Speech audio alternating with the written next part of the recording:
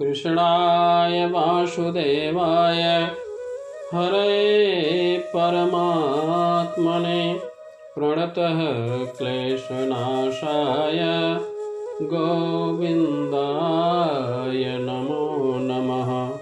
जय श्री कृष्ण। जातस्य हि ध्रुवो मृत्युर्ध्रुवं जन्ममृतस्य च तस्मात् परिहार्ये अर्थे न त्वं शोचितुम् अर्हसि।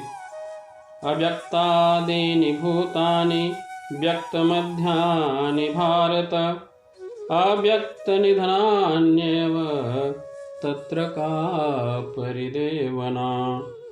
अर्थात जिसने जन्म लिया है उसकी मृत्यु निश्चित है और मृत्यु के बाद पुनर्जन्म भी निश्चित है। अतः अपने अपरिहार्य कर्तव्य पालन में तुम्हें शोक नहीं करना चाहिए। सारे जीव प्रारंभ में अव्यक्त रहते हैं, मध्य अवस्था में व्यक्त होते हैं और विनष्ट होने पर पुनः अव्यक्त हो जाते हैं। अतः शोक करने की आवश्यकता नहीं है। हर मनुष्य को अपने अपने कर्मों के अनुसार जन्म लेना पड़ता है और एक कर्म का समय समाप्त होने पर उसे मरना पड़ता है जिससे वह दूसरा जन्म ले सके। इस प्रकार मुक्ति न होने की अवस्था में जन्म मृत्यु का यह चक्र चलता रहता है। तो जन्म मरण के इस चक्र से वृथा, हत्या, वध तथा युद्ध का समर्थन नहीं होता, किंतु मानव समाज में शांत तथा व्यवस्था बनाए रखने के लिए हिंसा तथा युद्ध अपरिहार्य है।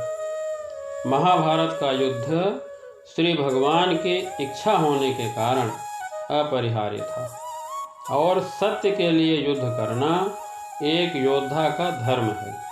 अतः अपने कर्तव्य का पालन करते हुए अर्जुन स्वजनों के मृत्यु से डर रहा था और शोक में था। अर्जुन के डरने का एक कारण यह भी था कि जितनी हत्याएं होंगी उनके पाप कर्मों का फल मुझे ही भुगतना पड़ेगा। अर्जुन अपना कर्तव्य पालन करते हुए अपने लोगों के मृत्यु को रोक नहीं सकता था और यदि अर्जुन अनुचित रास्ते का चुनाव करे तो उन्हें नीचे गिरना होगा।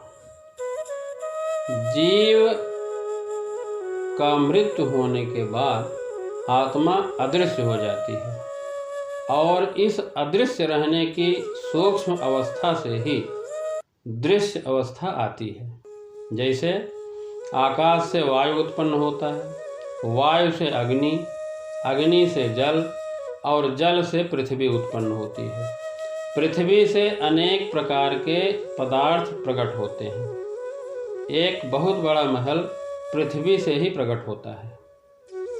जब इस महल को ध्वस्त कर दिया जाता है तो वह अदृश्य हो जाता है और अंततः परमाणु रूप में बना रहता है। इस प्रकार कालक्रम से वस्तुएं प्रकट तथा अप्रकट होती रहती हैं। अंतर इतना ही है। अतः प्रकट होने या अप्रकट होने पर शोक नहीं करना चाहिए। यहाँ तक अप्रकट अवस्था में भी वस्तुएं समाप्त नहीं होती। इसी प्रकार जब बच्चा पैदा होता है तो उससे पहले वह कहाँ था, कहाँ से आया, किसी को पता नहीं और मृत्यु होने के बाद भी कहाँ गया वो भी पता नहीं। तो इसका मतलब वही है कि आत्मा कभी नहीं मरती। जब आत्मा किसी शरीर में प्रकट होती है तो हमें दिखने लगता है और तब तक दिखता है जब तक मृत्यु नहीं हो जाती।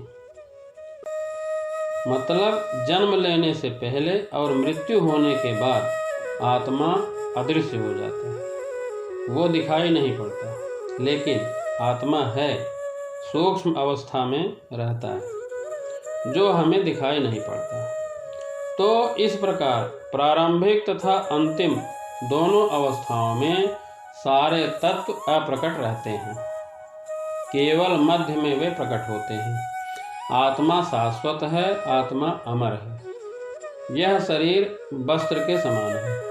जैसे पुराने कपड़े को त्याग कर मनुष्य नए वस्त्र धारण कर लेता है, उसी प्रकार आत्मा भी पुराने शरीर को त्याग कर नया शरीर धारण करता है। इसलिए भौतिक शरीर का कोई अस्तित्व नहीं है। ये बिल्कुल स्वप्न की तरह है। जैसे हम स्वप्न में आकाश में उड़ रहे हैं, लेकिन जागने पर हम वहीं रहते हैं जहाँ थे। अतः चाहे हम आत्मा के अस्तित्व को माने या ना माने, शरीर नाश के लिए शोक नहीं करना चाहिए। शरीर नश्वर है, इसे एक दिन मरना ही है, फिर शोक क्यों। धन्यवाद। जय श्री कृष्ण।